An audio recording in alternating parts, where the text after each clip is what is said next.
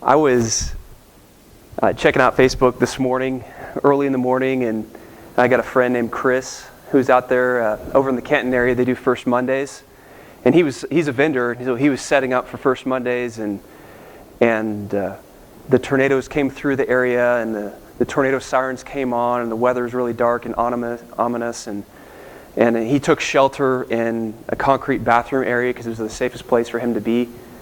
And the tornadoes, 3 or 4 of them went really close to him. It was within about a mile.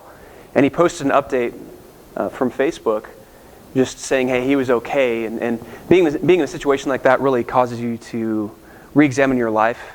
And he was thinking about his wife and his children and how they're the most important thing in the world to him. And he's a believer, and he's a really good man. But it just kind of gets you thinking, let's not take time for granted. I'm so grateful for every one of you that's here this morning. I believe God has brought us, each and every one of us, here for a purpose. And just in light of just what's going on, I want to open the sermon time in prayer and pray that God really uses this time that we have right now to a great extent in our lives. So let's pray. Father, thank you for your word that you've given us that gives us hope and joy and peace. I thank you for the health you've given us, that we are able to walk freely into this church this morning. That you've provided for us with our health and with our finances, and in every way, Lord, you're our provider and you're sustainer of our lives. And pray that as I would speak this morning, that you would be honored and that your words would come through clearly. We pray this in your name. Amen. Amen. So if you're paying attention to the news this last week, we found out that yet another minister is under an investigation by the IRS. So just down the street from here, over in Grapevine, Benny Hinn, who's a prominent televangelist and he's a prosperity gospel preacher, is being investigated again for the second time. And so they had about 40 or 50 agents, the news was reporting, about 40 or 50 agents that came in and were clearing everything out of the office, and just a big mess. And things like this happen a lot, don't they? They happen a lot more than you wish they would, and whenever they do happen, where you've got a ministry or a minister who mishandles funds, it gets all over the media. And there's lots of finger pointing. We don't know if he's guilty or innocent, and today it's really easy to presume someone's guilty until proven innocent. We don't know. But that's happening. And that got me to thinking that it is not comfortable for churches to ask for money. It's not comfortable for pastors to ask for money. And so these last 4 weeks, as we've been going through a series on giving, it's been challenging. And as I've been praying and talking with Noah and brainstorming over how we want to go about this, I've wanted to do everything but ask for money. And so I'll just give some reasons why. And these are common reasons why pastors don't want to talk. Now, first of all, there's the pastoral reputation. Why is this pastor asking for money? Is there something wrong with them? You might feel like all pastors can't be trusted with that, or they should just get out of money altogether. Secondly is church reputation. We do not want to convey the idea that Jesus is after people's money. We don't want to convey the idea that our church really needs, the church is dependent upon money. Like, you're worth a lot more than your wallet to us. We love you. We're so glad that you're part of this fellowship, and we don't want to convey kind of a greedy sense by talking about money much. Thirdly, it's very complex. There's a great amount of complexity whenever you talk about giving in the Bible. There's nothing that is, at least nothing in the New Testament, that is very, very obvious as far as how much we should be giving. But we're going to tackle that this morning. Fourth is rejection. We hate being rejected. And it's hard if you stand up here and you ask for bump in giving and there's no bump in giving and you feel bad and discouraged. And so every time that you pull out and ask for things, you're opening yourself up for rejection. And then fifthly, there's this idea of failure. Not only that you feel rejected, but things don't turn out as you would have hoped. So there's a lot of anxiety from the pastoral. So from up on this side of the stage, there's a lot of anxiety going on, which is one reason I wanted to pray beginning of the sermon, which is probably a good habit to be in regardless. Okay, so these are reasons why I don't want to talk about money. Let's talk about why you don't want to talk about money. Top reasons why people don't give. They can't afford it, or they report they can't afford it. You're just living paycheck to paycheck. It's difficult, and you can't quite make it out. Secondly is related, which is too much debt. So many Americans are in credit card debt, and you're paying large amounts of interest, and and just in a really tough situation. Third is family conflict. Maybe you might have mixed religions, families. One spouse is a believer, one is not. One spouse is a Catholic, the other spouse goes to a different church. And which church do you give to? Is it important? Maybe one believes in tithing and one doesn't. And so within the family units themselves, there's a lot of conflict regarding giving. And then fourthly, a lack of planning. A lot of us, especially us younger millennial types, don't plan all that well. And so we're just kind of going paycheck to paycheck, just trying to pay things, just fly by the seat of your pants, this cultural thing of we just kind of pay for needs, but we're not really diligent in setting aside money. There's fascinating studies done regarding the differences between tithers and non-tithers, and tithers seem to be more organized with how they spend their money and rigid and following a schedule, but lack of planning. And then this idea that tithing is in the Old Testament. So where's tithing? Where's giving in the New Testament? We know it's clear in the Old Testament, but what about the New Testament? We just kind of give whatever we feel like giving, right? It's just kind of the general overall take that we can have regarding the Old Testament. And so if I don't want to talk about giving, you don't want to talk about giving, why are we talking about it? And that's because it's a very important issue, because Jesus talked a lot about it, because it's an issue that deals with the heart. It's something that is very personal to all of us. And really giving is a matter of us trusting God with our finances, trusting that He's going to provide for us, and not trying to force things on our own. And so there's a great amount of liberation and freedom in talking about giving, even though it's a challenging topic. And so what does the Bible say about giving, which is far more important than my personal preferences? Being raised, my parents raised me to tithe, and so from the first time I ever got my allowance, I was getting my $5 a week. I know that's a lot of money. And so I was dropping a couple quarters in the offering every week. And so this idea, but that's my background. And some of you come from different backgrounds. Many of us weren't even raised in the church. And so what's more important than our experiences, our preferences, or any of those things is what does the Bible say about it? And we're going to look at that. Specifically, we're going to look at the Old Testament giving. So what does God say about giving in the Old Testament? Then what about the New Testament giving? So what does God say about giving in the New Testament? And then how about today? So are either the Old Testament giving or the New Testament giving, is that relevant to us today?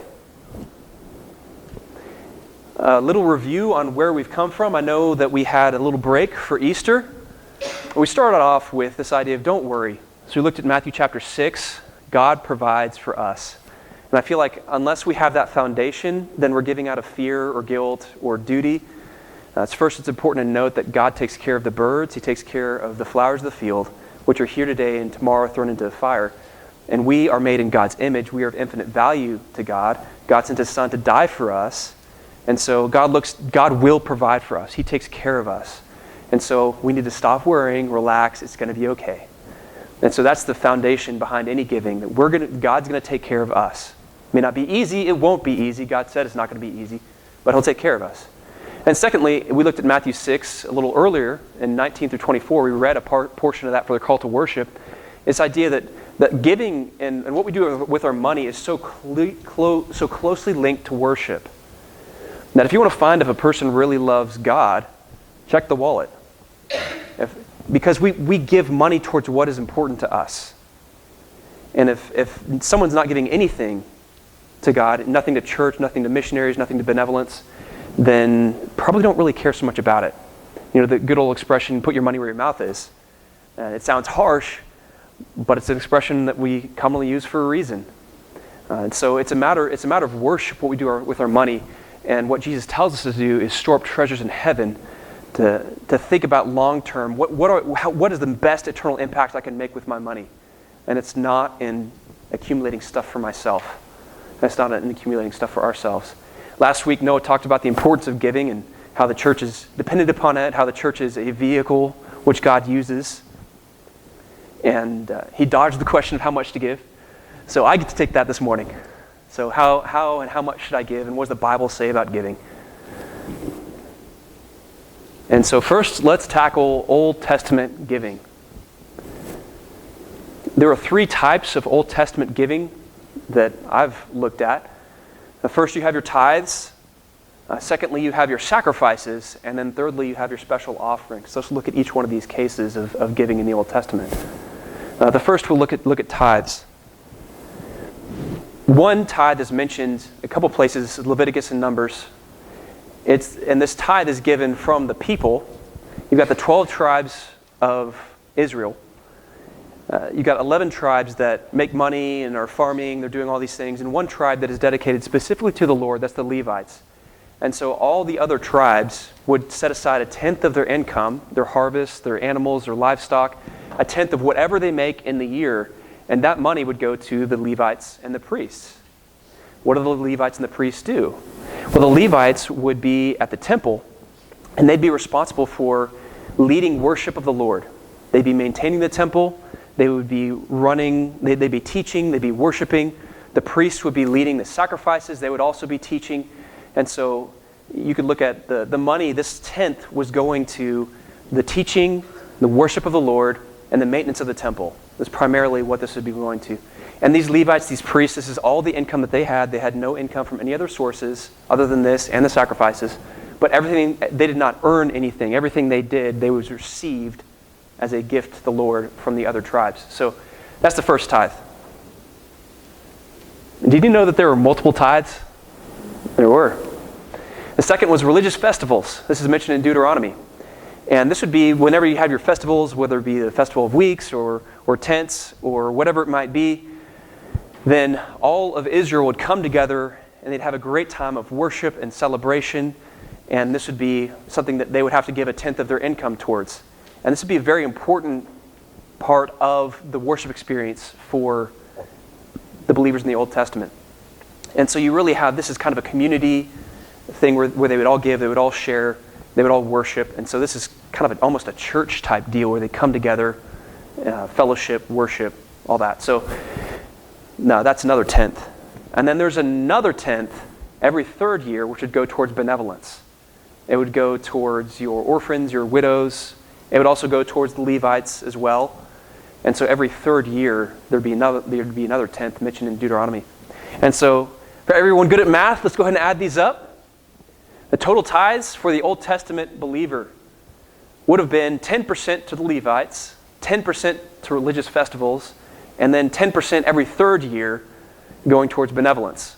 And so that would be at least 23%, depending upon how you divide it up. But about 23% of their income would be going towards these things. Now, it's important to note, though, that this is about a quarter of their income they'd be giving towards the worship of God, the preaching of the Word, towards the celebration and worship together, and towards those that were in need. And so this is very significant.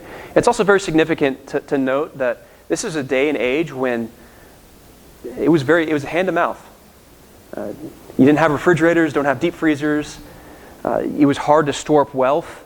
You'd have to build a great big barn and store a bunch of wheat in there and grain in there, and then even then it could be broken into and stolen or things like that. And so to give this amount every year took a huge amount of faith. This is a huge ask that God is making of these Israelites. We are in far better position to give than they were. Far better. And so asking them to give 23% is kind of like asking us to give 80%. I mean, it's amazing how the kind of faith, what God was asking of them in the Old Testament. So that's just the tithes, okay? That's just tithes. Then there's offerings. They're typically separated into 5 different categories. So there's the burnt offering, which was atonement for sin. Burnt offerings typically would be totally consumed at the altar, and it would be altogether, all of it would go to the Lord, except sometimes there'd be skin that could be used of the animal, but all the meat and all the tender stuff is burnt up to God and is incinerated. Secondly, there's grain, which was an expression of worship. This is a voluntary sacrifice that was given by the people to help the Levites and the priests. And so if you wanted to just worship the Lord, you could show up at the temple, bake a cake or a loaf of bread, and then give that over to the Levites and the priests, in addition to the tithes they're already receiving to help them have enough food to eat during the day. And that's just a voluntary deal. Peace offerings were also given. Peace offerings were, like if Ray and I had some beef going on, and I don't know what happened. Maybe he, punched me or whatever. He's a violent guy. Let's just face it, right? He's not. He's awesome. I love you, Rick. So let's say that we got in a fight, and we could come into the temple and say, all right, let's have peace. Let's make peace. This is ridiculous. Let's stop fighting. And so then we come together, we make some sacrifices, we eat, and we partake of it together. And so that'd be a peace offering. It's a voluntary thing. There's also a sin offering, which is also could be referred to as a purification offering, which is really just this idea of making yourself right before the Lord and preparing your heart to meet with Him and to worship Him.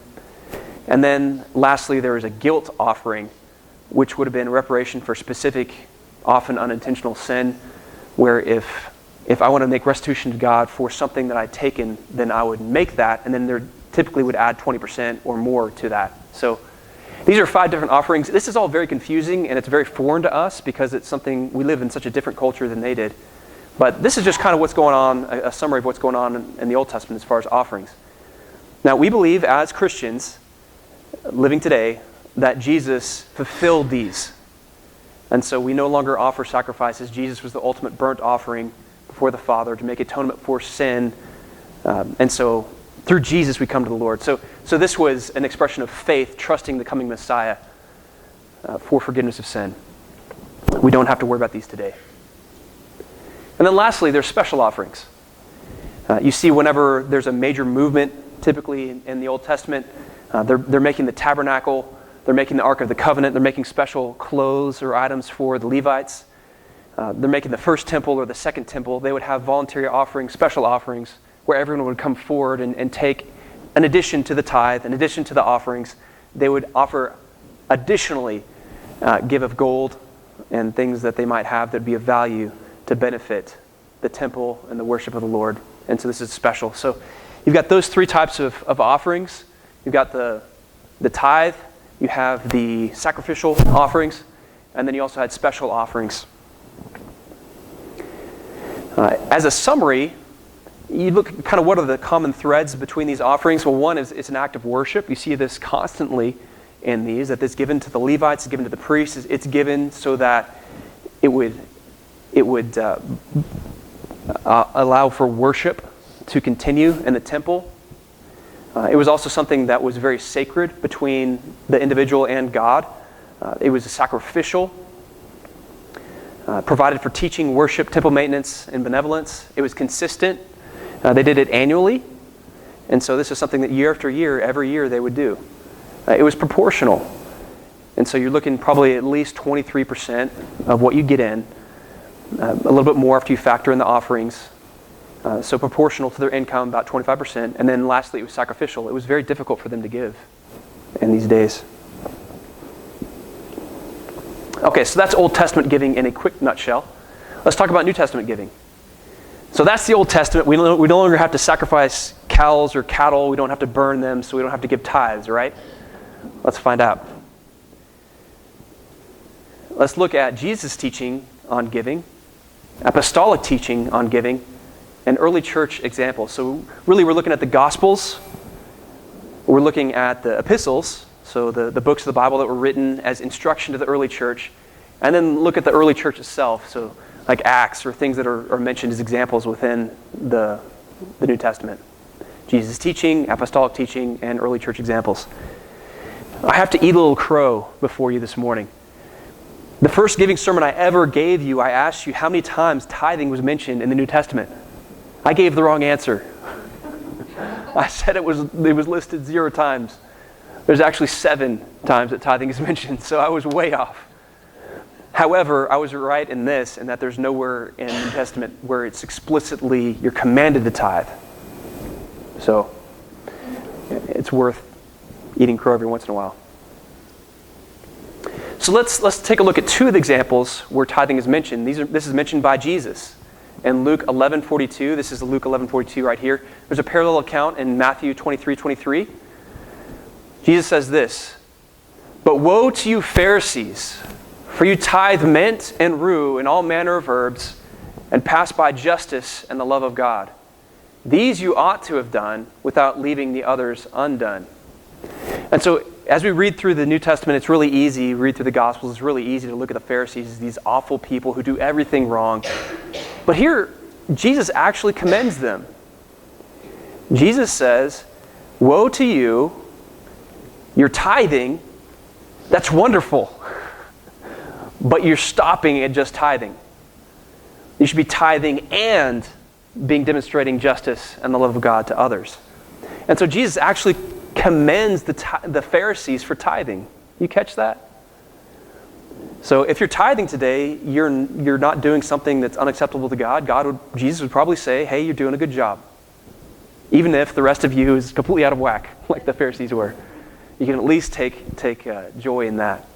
So this is two instances where Jesus commends tithing. And he commends it to some awful people, the Pharisees, the religious elitists of the day. There's another instance where Jesus is telling a parable.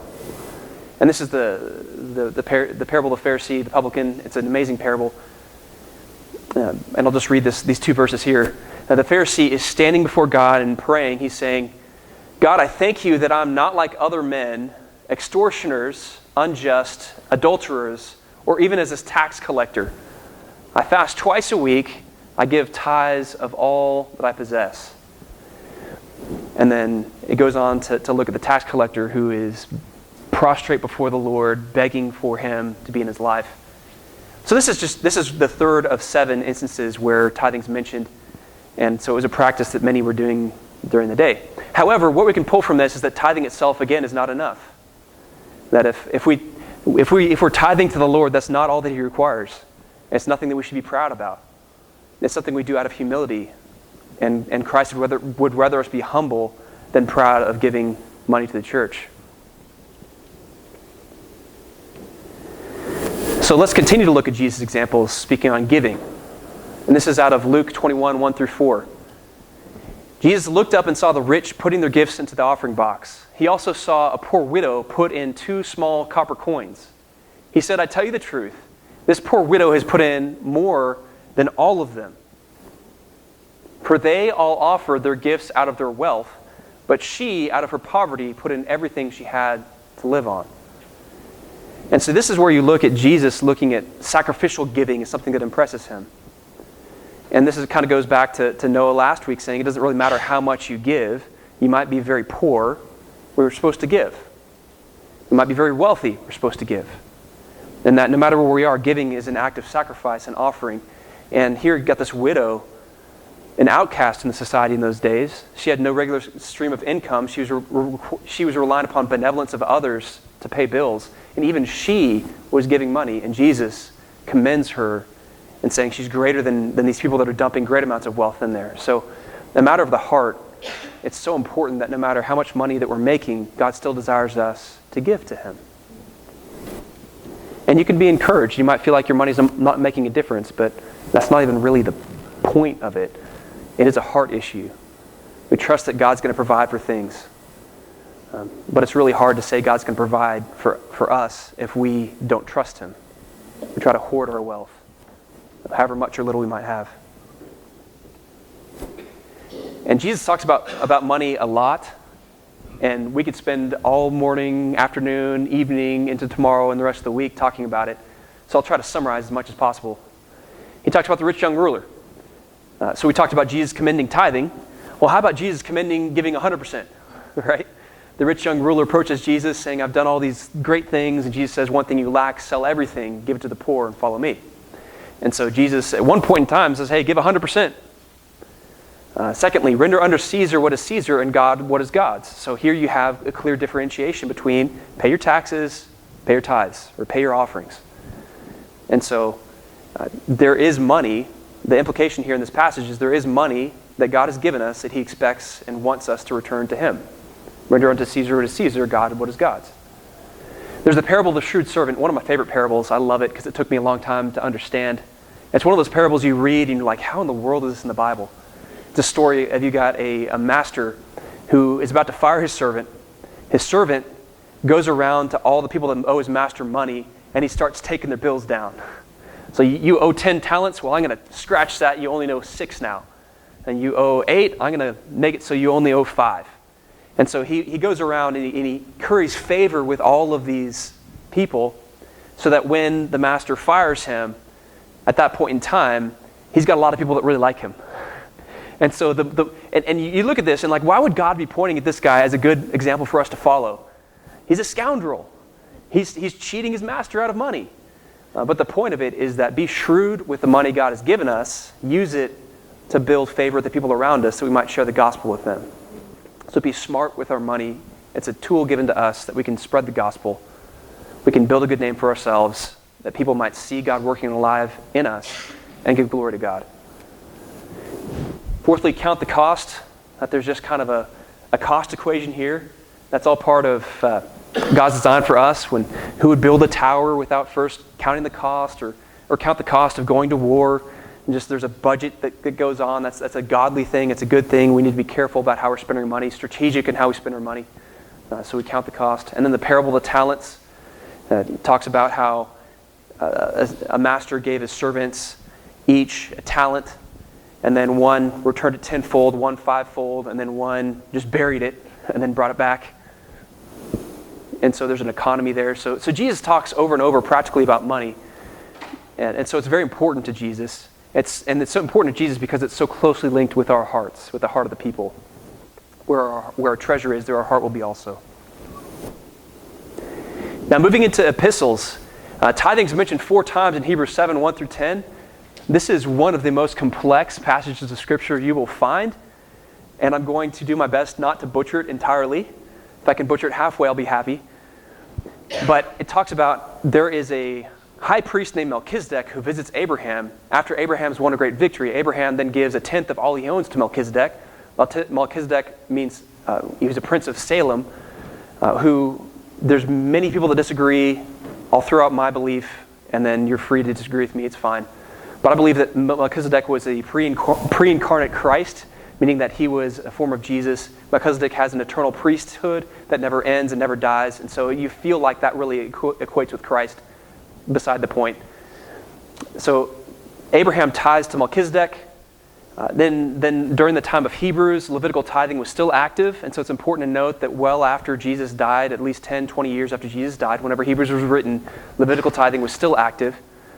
Levi was a descendant of Abraham.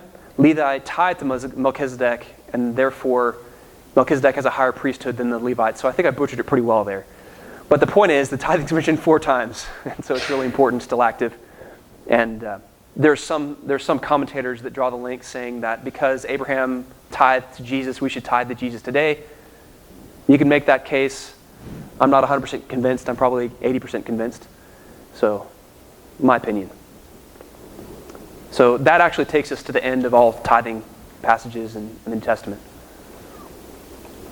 Let's continue to talk about giving.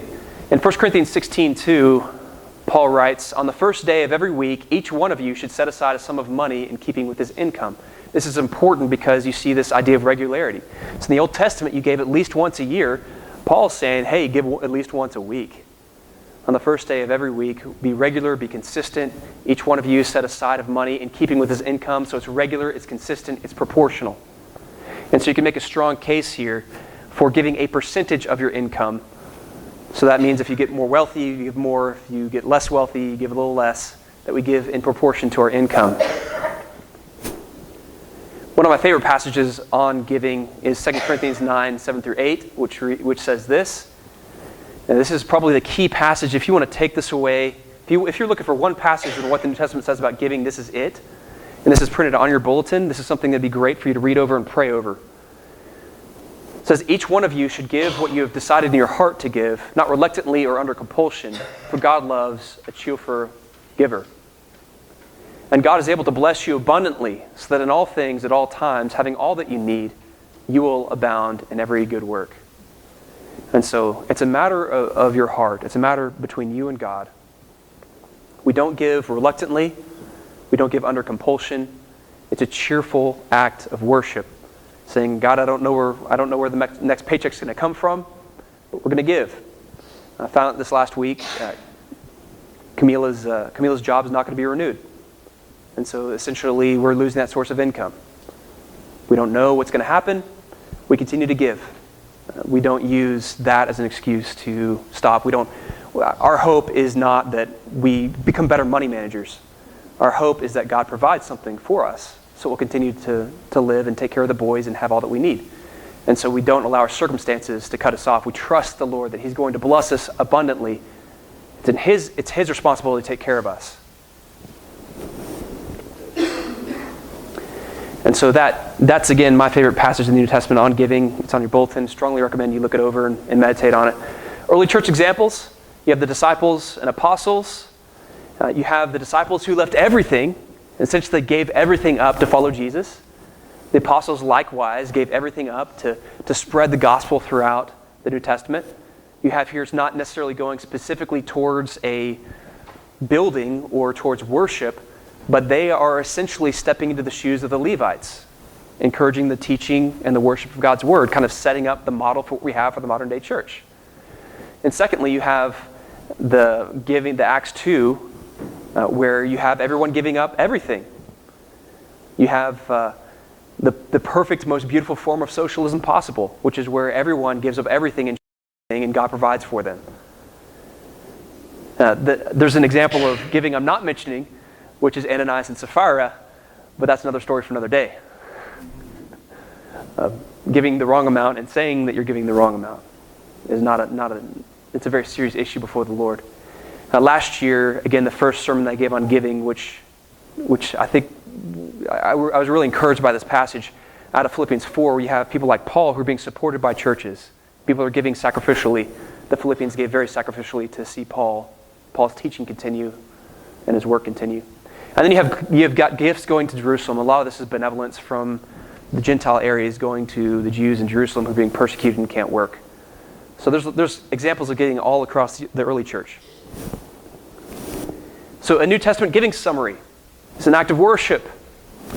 It's something you give not under compulsion, but it's something you come to the Lord trusting in Him to provide for us. That's a way of thanking Him for everything He's done for us. Second, it provided for teaching, worship, temple or temple maintenance or house church maintenance, and then also benevolence. It was consistent. Remember, it was every week for the Corinthians. It's proportional. Remember, it was a portion of every income that you give. And it was also sacrificial. And Paul mentions he admonishes his churches many times with how incredible they're able to give, how much money, how it surprises with their generosity. And so it's sacrificial. Does that look familiar to you? We might see it again. Might. Okay, so we've seen the Old Testament giving. We've seen New Testament giving. Now let's talk about giving in 2017. Contemporary modern day giving. There are some stats that are out there, and they're fairly depressing, so we can all be depressed together. So of Christians who attend weekly, who classify themselves as Protestants, just a little over half give something every year. About 63% of people give something. That means 37% give nothing. And these are adults, by the way. Adults making money, who've got a job, don't give anything to the church. About 9% of Christians tithe. So that means 91% of Christians give less than 10% to the church. Only 9% give 10% or more. The average weekly donation is $17. The average percentage that we give is 2.5%. So that those that do give, they keep on average 97.5% of their money and give a piddling 2.5% to the church. That's 2 cents out of every dollar. What does that say about what we think about God and the church? Not a whole lot. You'd think that it would get better as you get more money, right? Stats show that households making $75,000 or more are giving drops to 1% from 2.5%. So the more money you make, the harder it is to tithe, the harder it is to give money. Probably that mindset of, hey, if I gave $20, that's good. When in reality, if you're making $100,000, $200,000, not really sacrificial, is it? So these are trends. If you were to summarize biblical giving, it's an act of worship. It's an act of worship for us today. We walk in the doors, we give. It's something that we're communicating to God. We trust you to provide for us. It's a sacred thing where we're relinquishing control over our tight control over our wallets and trusting God to provide for us. It provides for teaching, worship, facility maintenance, and benevolence, like what's going on at the church right now. It's consistent, or should be. That's really helpful to give on a monthly basis or weekly basis. It's proportional and sacrificial. And so I think you look at the Old Testament, you look at the New Testament principles that we glean, they're pretty much the same. What we don't have is a commandment to give exactly 10% like they did in the Old Testament. You look at what Jesus did in the Sermon on the Mount. He took the commands and upped them a degree. So not only are you not supposed to kill people, you're also supposed to not hate them. And so if anything, you would feel like 10% is kind of the great starting point to work up from there. And so this is just what my convictions based upon my study of Scripture. I love, if we're going to define what giving really is, what's a biblical definition of giving, is I would say it's a sanctifying process where we worship God with our material blessings for the advancement of the gospel. So it's a sanctifying process, which means that we're enabling God to work in our hearts and lives. We're saying, God, here I am. All I have is yours. I'm dependent upon you for every paycheck, for my health, for everything. And I'm just going to demonstrate my faith to you by giving a little portion, not a big portion, a little portion of what you've given me. And I'm going to trust you with that, even though it's hard. I don't think giving's ever easy, except for those that have the gift of giving. But it's a sanctifying process. And we're worshiping God with our material blessings, the things that He's given us. And it's a chance for us to give back to Him. And this is used for the advancement of the gospel through the teaching, worship of God's Word, the supporting of missionaries, and benevolence. I really like how the Billy Graham Association puts it, so I just want to read what they wrote, because I think it's far better than what I could say. So they say this: the matter of your giving is between you and God, and He always takes into account our circumstances. He knows when they are beyond our power to direct and control. The important thing is that we see giving as a privilege, not a burden. It should not be out of a sense of duty, rather out of a sense of love for the Lord and a desire to see His kingdom advanced. The deeper question is, what has priority in our lives? Is Christ really first? Or do we put ourselves and our own desires first? Make sure Christ is first in your life, and then ask Him to guide you on an amount that is good for you. And we talked about the Old Testament, New Testament. I want to give a very contemporary example of what giving might look like. If we can play the video and get it shown on the screen.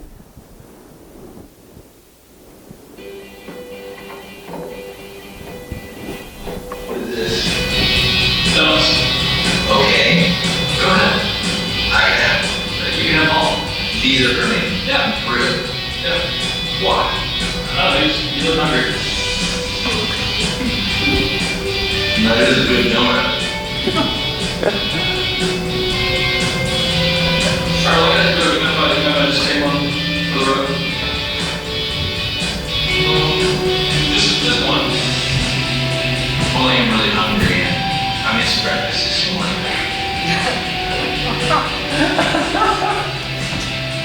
Probably missed lunch. And I was going to take these home to my wife and kids. Really, to be honest, they gotta last me a whole week.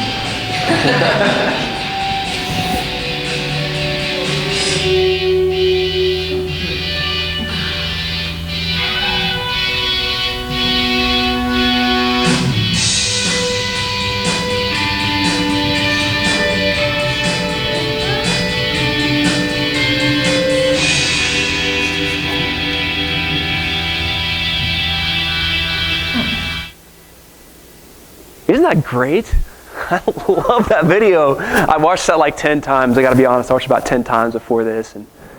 But that's like how awkward that would be. You bring in, give someone 12, you buy a baker's dozen donuts and, hey, I want to bless you and have a great day. Oh, can I grab one for the road? No. I mean, it's just like the awkwardness is delicious. It's so funny. But that's what we're doing to God. It really is. We're not giving Him 10%. He's giving us 90%. If we feel like if we feel like a tithing is an accurate amount.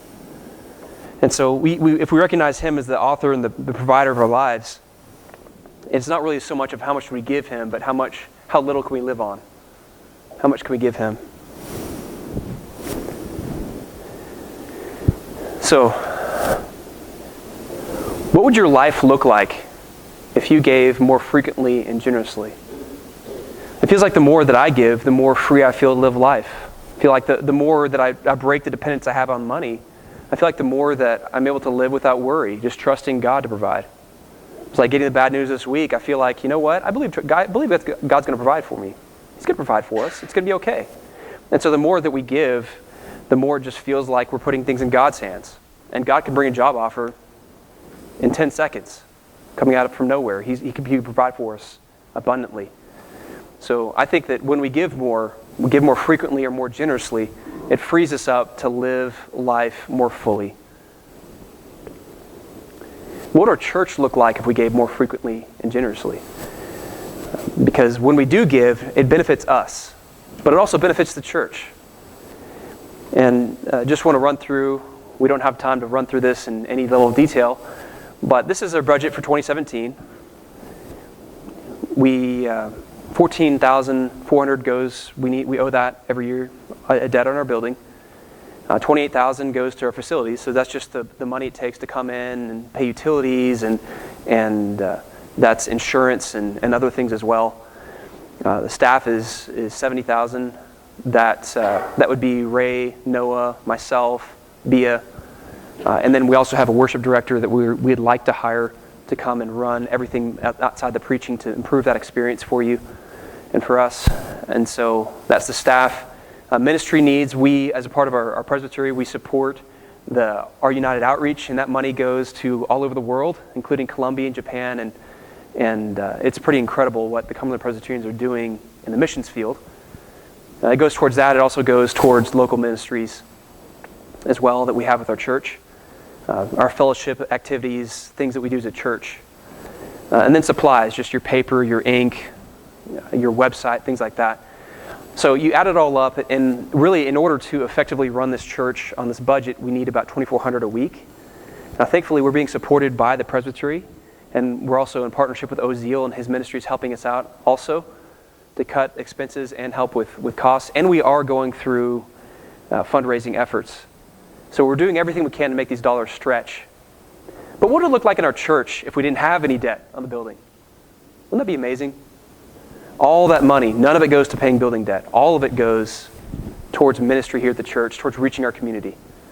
Facilities, we've had to pay a lot of money. We've already exceeded our facilities budget this year because we had to replace air conditioning units, and we upgraded our sound system, and we've done a lot of things. So facility-wise, we've already exceeded that number, or at least we're way ahead of cost schedules in a bad way.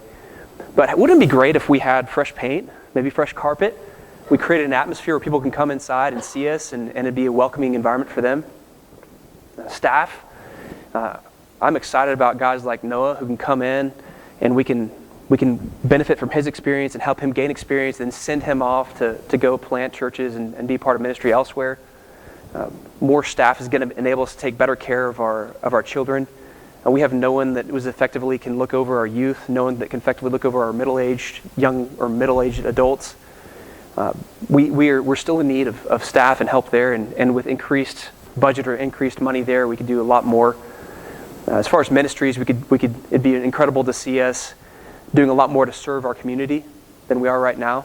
But we could send more money to other parts of the world, knowing that, hey, coming in and giving $1, that a portion of that's going to go to making a difference in Colombia or Brazil or someplace else. And then supplies.